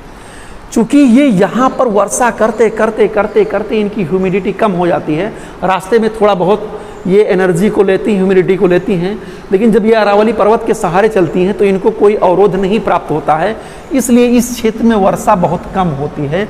और ख़ासकर ये डिज़र्ट एरिया जो राजस्थान वाला ये क्षेत्र है, मरुस्थलीय क्षेत्र है, ये क्षेत्र जो है वर्षा से अप्रभावित रहता है, ये क्षेत्र जो है वर्षा से अप्रभावित हो जाता है। तो इस प्रकार से बे ऑफ क्या कहते हैं, अरब सागर वाली शाखा का एक क्रम यहाँ पर पूरा हो जाता है। ये चल करके यहाँ शिमला के आसपास में टकराती हैं, इनको कुछ ह्यूमिडिटी इंदिरा गांधी कैनाल से भी मिल जाती है, इसलिए पंजाब और सतलज के मैदान में भी थोड़ी बहुत वर्षा करती हैं, लेकिन वर्षा की मात्रा बहुत कम होती है। दूसरा हम चलते हैं बंगाल की खाड़ी की शाखा, ये तो गई अरब सागर की शाखा। अब दूसरी शाखा जो है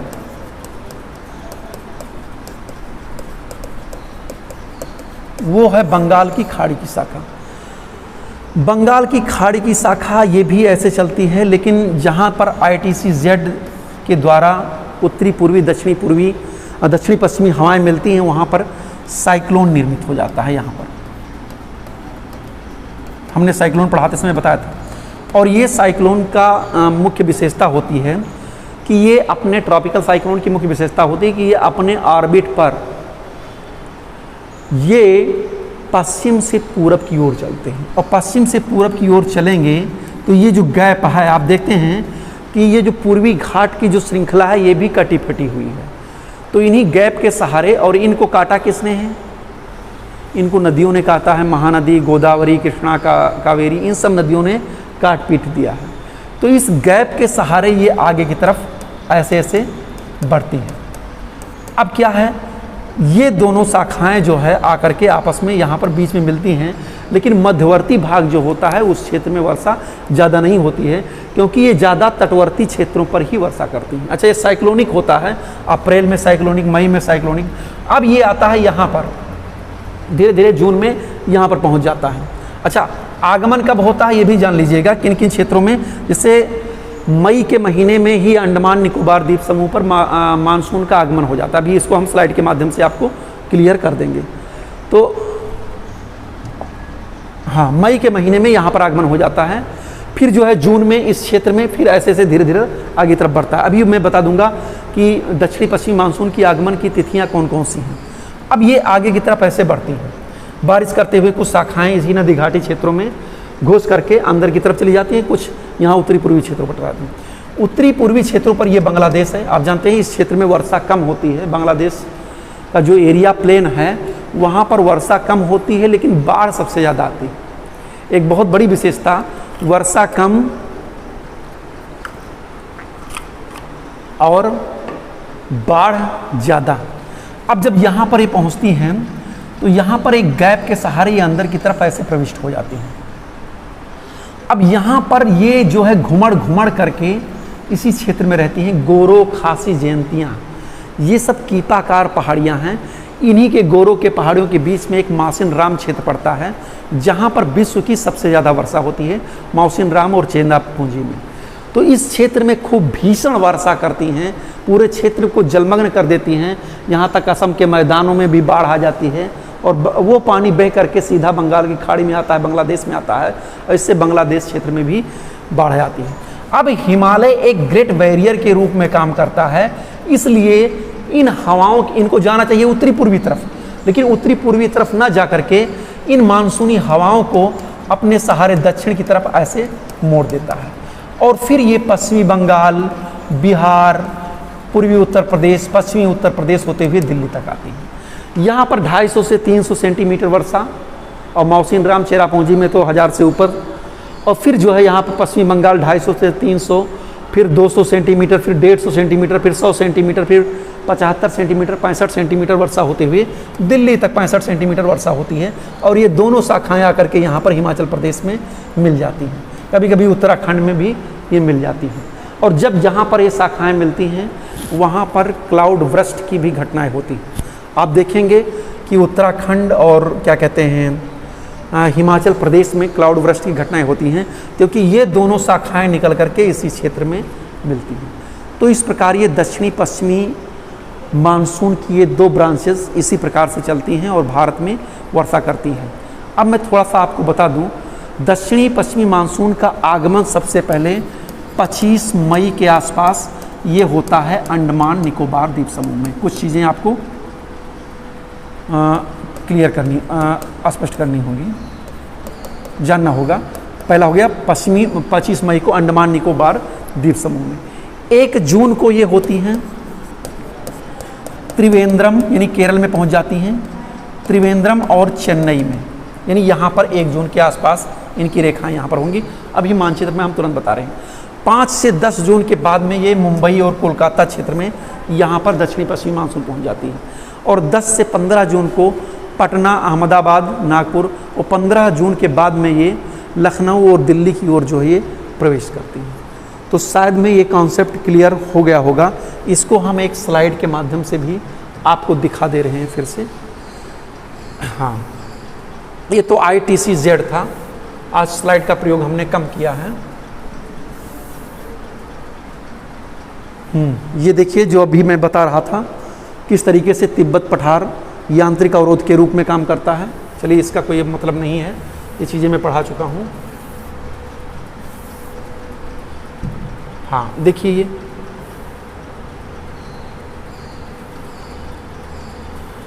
अब ये मानसून जैसे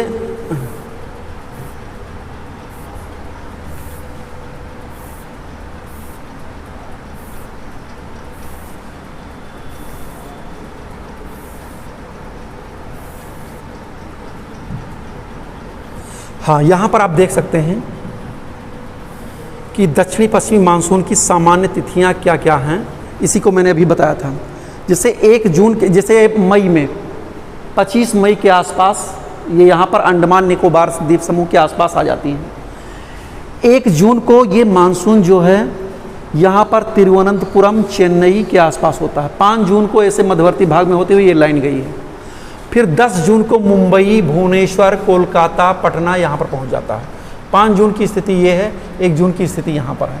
और उसके बाद में 15 जून ये कच्छ की खाड़ी में प्रवेश कर जाता है, अहमदाबाद, इंदौर, भोपाल, लखनऊ, और फिर ये उत्तरी क्षेत्र में ये बढ़ जाता है। 1 जुलाई के आसपास ये चलता है यहाँ पर लुधियाना। 15 जुलाई के आसपास थार के मरुस्थल में भी थोड़ी वर्षा होती है। ये सामान्य तिथियां हैं मानसून के आगमन की। अब देखिए मानसून आता भी है और मानसून वापस भी हो जाता है। थोड़ा सा मैं आपको एक चीज़ और बता दूंगा।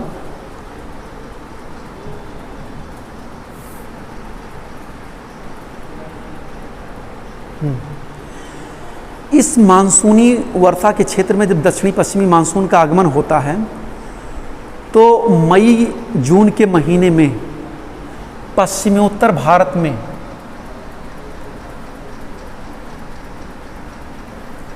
टाइम क्या हुआ देखो तुम, अरे कितना टोटल मिनट,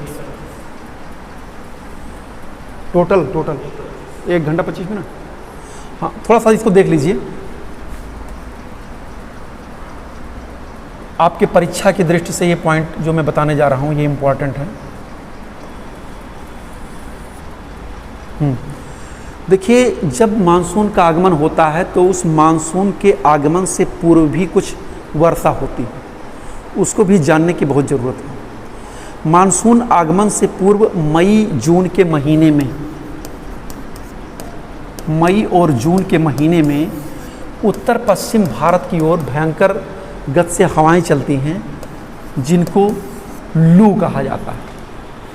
और ये पश्चिमी बंगाल में ये जो हवाएं चलती हैं इन्हीं का ही एक स्वरूप होता है, लेकिन इस क्षेत्र में थोड़ा सा ये ह्यूमिडिटी को ग्रहण कर लेती हैं बंगाल की खाड़ी से। तो इस पश्चिमी बंगाल में तूफान युक्त जो बारिश होती है उसको हम पश्चिमी बंगाल में कहते हैं काल बैसाखी। ये इसको आप नोट कर लीजिएगा, वेरी इंपॉर्टेंट पॉइंट। पश्चिमी बंगाल में तूफानों के द्वारा जो एक चक्रवातीय प्रकार की वर्षा होती है उसको हम काल बैसाखी कहते हैं। और ख़ासकर पूर्वोत्तर भारत, पूर्वी क्षेत्रों में भी इसको कहा जाता है नॉर्वेस्टर। अब इसके बाद में हम दक्षिण की तरफ चलते हैं। असम में इसको कहा जाता है बोर्डो इचला, अलग अलग नाम हैं इनके। असम में इनको कहा जाता है बोर्डो इचला। और फिर उसके बाद में केरल में और कर्नाटक के क्षेत्र में, यानी दक्षिणी भारत में इन मानसून पूर्व जो वर्षा होती है उसको हम मैंगो सावर या आम्र वर्षा के नाम से जानते हैं। यानी ये मैंगो सावर होता है केरल में। और कर्नाटक में इसी वर्षा को कहते हैं चेरी ब्लॉसम। ओके, तो याद रखिएगा पश्चिमोत्तर भारत में यानी मानसून पूर्व से पहले की घटनाएं हैं। यहाँ पर उत्तर पश्चिम जो कि लो प्रेशर का सेंटर बन जाता है तो तेज़ी के साथ हवाएं झपटती हैं आगे की तरफ। तो उत्तरी पश्चिमी भारत में, खासकर उत्तर प्रदेश में भी इसका आगमन, बिहार में भी हो जाता है, तो इसको हम काल बैसाखी कहते हैं। लेकिन उसके बाद में यहाँ पर जो ये हवाएं चलती हैं वो नमी को थोड़ा सा धारण कर लेती हैं, इसको लू कहते हैं। और पश्चिमी बंगाल में जो वर्षा होती है उसको काल बैसाखी कहते हैं, तूफानों के साथ में होती है। असम में बोर्डो इलीचा कहते हैं। केरल में यही जब वर्षा होती है तो उसको हम आम्र वर्षा कहते हैं क्योंकि ये आम के फसल के लिए बहुत लाभदायक होती है। और कर्नाटक में इसको चेरी ब्लॉसम, चेरी की फसल के लिए उपयुक्त होती है। काजू वाजू खूब बढ़िया यहाँ पर होता है। तो ये हो गया आपका। अब इसके बाद में थोड़ा सा आपको ये बताना था दो चीज़ें। एक तो मानसून विच्छेद क्या है और मानसून निवर्तन की तिथि क्या होती है। एक लाइन में आप जान लीजिए तुरंत, मानसून विच्छेद। कभी कभी आपको इंटरव्यू वगैरह में पूछा जा सकता है कि मानसून गैप क्या है, मानसून विच्छेद क्या है।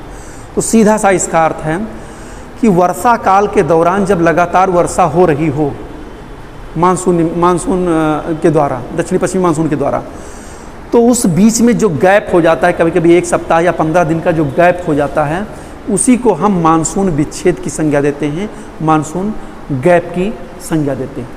एक है रिट्रीटिंग मानसून, मानसून की वापसी, जैसे मानसून आया, ओके, ये मानसून आगमन का ये मैप था। एक मानसून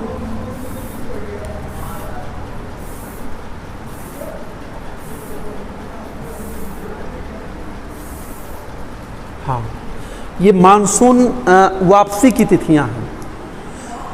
देखिए मानसून रिट्रीटिंग मानसून जो है सितंबर से ही शुरू हो जाता है। 15 सितंबर के आसपास से ये वापस लौटने लगता है।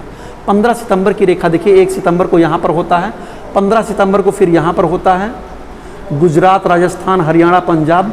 फिर 1 अक्टूबर को उत्तर प्रदेश, मध्य प्रदेश, महाराष्ट्र पर ये वापसी हो जाती है इसकी। और फिर 15 अक्टूबर के पास में गोवा, तेलंगाना के आसपास हो जाती है। फिर 1 नवंबर के आसपास कर्नाटक के थोड़ा सा दक्षिण में बढ़ जाती है, नवंबर। और फिर दिसंबर के अंत तक ये जो है मानसून पूर्ण तरीके से जो है वापस हो जाता है। तो हम देखते हैं मानसून निवर्तन का मतलब ये होता है मानसून की वापसी। ये सितंबर महीने से लेकर के दिसंबर महीने तक क्रमशः जो है पीछे की तरफ हटता रहता है, और इस मानसून वापसी के द्वारा भी कुछ वर्षा होती रहती है। ओके, तो ये आपको क्लियर हो गया। मानसून वापसी को हम बता दें कि खासकर कुछ कष्ट भरा मौसम भी हो जाता है कार्तिक महीने में मानसून वापसी पे, जिसको कार्तिक मास की उष्मा भी कहा जाता है। कार्तिक के महीने में थोड़ा सा उमस भरा माहौल हो जाता है मानसून वापसी के समय में भी, और ये शरद काल का ही समय होता है।